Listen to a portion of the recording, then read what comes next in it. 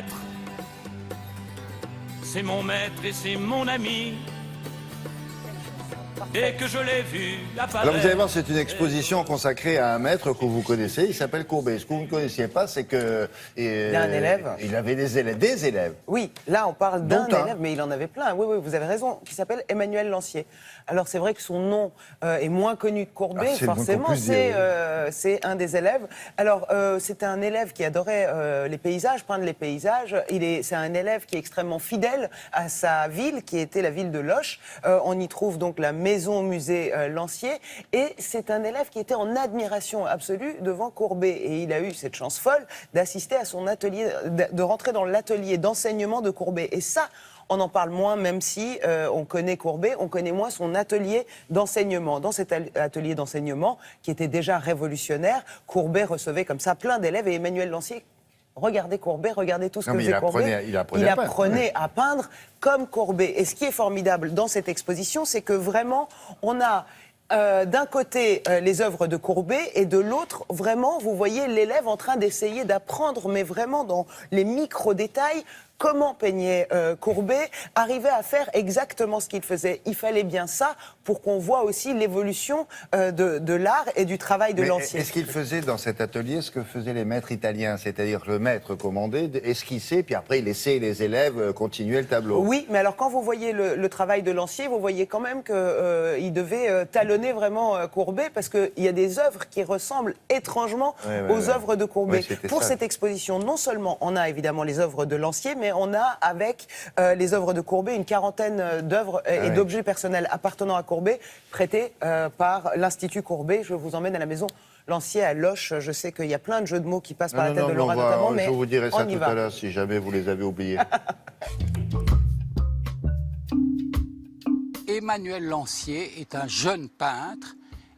Il a été formé par un grand architecte qui est Viollet-le-Duc, et il cherche un nouveau maître, et l'homme le plus révolutionnaire de son temps, qui est Gustave Courbet. Et Courbet, c'est une sorte de professeur de mai 68.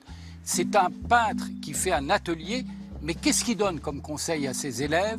Ne fais pas ce que je fais, ne fais pas ce que font les autres, fais ce que tu sens, fais ce que tu vois, fais ce que tu voudras.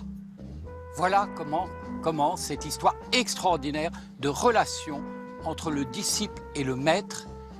Et c'est une sorte de salon des comparaisons ici à Loches, des œuvres de Courbet et des œuvres de Lancier et de l'influence du maître sur l'élève.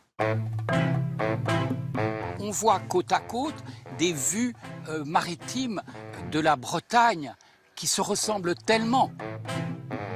Ils ont été un peu partout tous les deux, et c'est très intéressant de voir la marque de la texture de Courbet sur Lancier, mais Lancier, l'élève, sort indemne de la comparaison.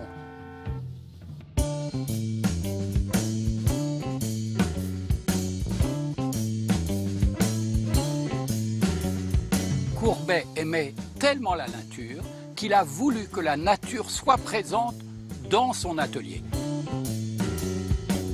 Son atelier de la rue Notre-Dame-des-Champs, il ne faut pas oublier que c'est un appartement qui est loué.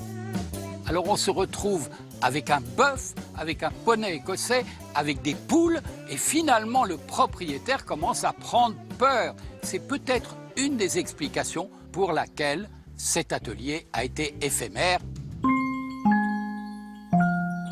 Les œuvres très importantes de Courbet sont là.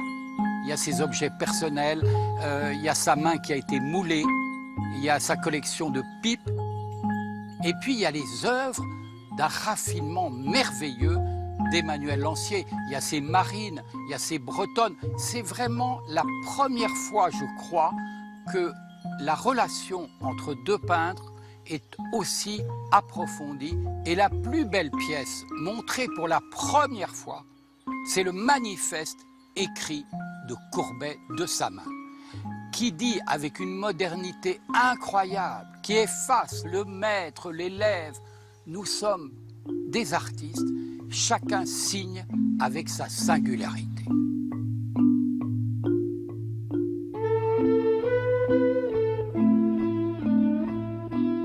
Voilà la meilleure explication possible. Avec le commissaire, vous l'avez deviné, de l'exposition. L'ambassadeur de Loches, Gonzague Saint-Brice, Oui, non, mais écrivain, parce qu'il historien. il habite pas loin. Oui, il habite pas loin. Et en plus, il y a la Forêt des Livres aussi qui est organisée Voilà, pas loin, qu'il organise le dernier dimanche du mois d'août. Ceci explique Chaque cela. année, ceci explique cela. Et en plus, il est tellement extraordinaire, il explique tellement bien. On l'embrasse, Gonzague Saint-Brice. Voilà. Et vous avez jusqu'au 2 novembre pour aller voir l'exposition. Merci beaucoup. Donc, la blagounette de Philippe Bouvard, c'était Madame Belpère de Loches. Ça a duré comme ça pendant 30 ans à peu près. Hein. C'était quelqu'un qui a envoyé des questions à l'émission des grosses têtes. Merci beaucoup, mesdemoiselles. Au revoir. À demain pour certaines.